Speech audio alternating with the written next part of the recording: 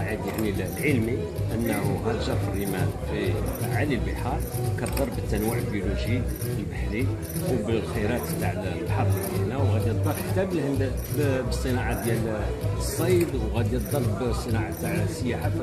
اذا هي متناقضه مع سياسه تاع الحكومه بذاتها، وبالتالي يعني خاص دراسات معمقه باش يبحثوا ويعينوا يعني الاماكن اللي يمكن لها تجرب. كاين بعض الاماكن وهي قليله كاع في السواحل المغربيه اللي يعني الدراسات هي اللي خصها تحدد، وثانيا خاص الاداره تكون عندها وسائل تاع تتبع. اختار التجربه كتبين واحد النظره كتمشى في البحر، يمكن كتمشى وتاخذ داكشي كامله، والسياده كيعرفوا هذه المسائل، الحريه كيعرفوا هذه المسائل، وكاين ضرر كبير بالتنوع بورتو.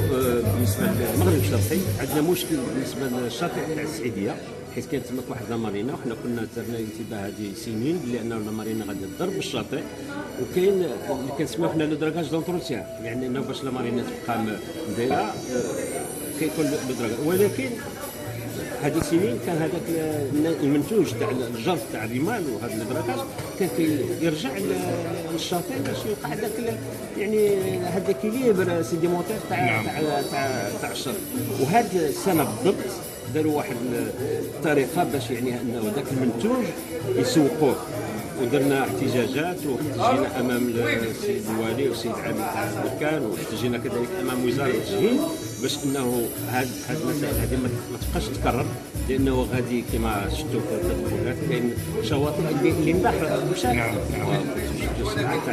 وكاين 12 ولا 15 تاع الشواطئ اللي في الطريق تاع البلاد، والان الشاطئ غادي خطر من ماشي قلت له هو يعني حنا كنقولوا السلطه عشوائيه، وما كانش حقهم يديروا هذاك الخدمه ديال الرمال اللي وقعت هذا السنه.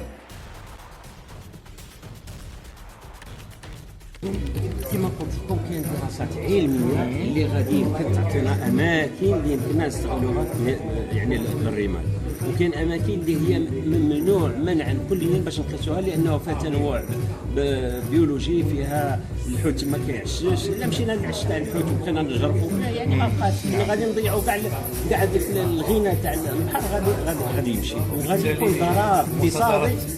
حقوق الاجيال غادي تمشي. وكاين اماكن اللي خصها ضروري باش تجرب، بحال ذاك المشكل اللي وقع في طنطان في الجنوب. كان واحد الباخره كتبغى تدخل الميناء ديال طنطان، وهذيك يعني انه المصلحه ما قامتش بالواجب ديالها باش تخلي ذاك الممر للميناء. هنا يعني كاين واحد العمل اللي خصو يتقام وما تقامش، وكاين محلات اللي فيهم يعني رمال، والدراسه كتبين بلي انه ما فيهمش واحد التنوع بيولوجي، ما فيهمش واحد هذا يمكن انسانيه، ولكن النتيجه تاع دراسات علميه تقنيه. ما غاديش نديروا حنا واحد العمل عشوائي ونبقاو نديروا ضرر وبالتالي نقولوا دير حنا هذاك ما غاديش ينفعنا المصلحه العامه ولا المصلحه تاع المواطن، غادي يدمر اكثر منه ما يصلح.